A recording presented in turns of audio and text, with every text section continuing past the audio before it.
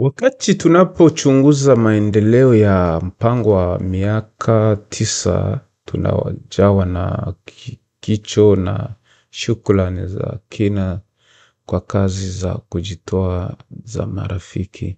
Katika mazingira anuwai kote ulimwenguni tunashuhudia juhudi nyingi za kujitoa zinazotokana na ushirikiano wa watu binafsi, jumuiya na taasisi. Huku marafiki wakiwahusisha watu wenye shauku katika mchakato wa kujenga jumuiya.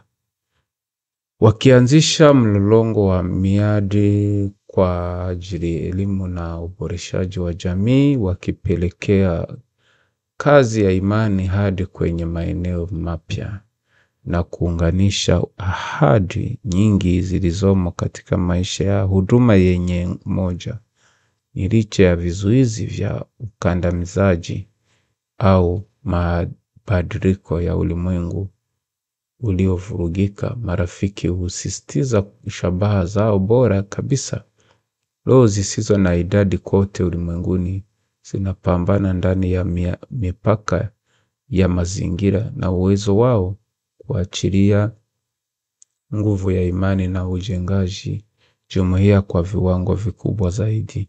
Kwa malengo haya, wajibu unaotimizwa na familia za kibahai utaendelea kuwa muhimu na wenye athari kubwa zaidi katika miaka na miongo ijayo. Marafiki wote wana mchango muhimu wa kutoa ili kuimarisha kipengele hiki cha msingi cha maisha ya kibahai. Nyumba yangu ni nyumba na nyumba ya amani. Ilinaripotiwa kusemwa na Abdul Baha. Nyumba yangu ni nyumba ya furaha na shangwe. Nyumba yangu ni nyumba ya vicheko na ndelemo. Yeyote aingiaye kupitia mlango ya nyumba hii lazima aondoke na moyo wenye furaha.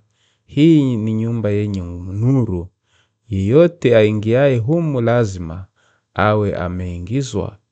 Amcheni familia na nyumba zenu, marafiki wapendwa, ziendelee kuwa kimbilio na nguzo ya kuwahimili wanadamu wote.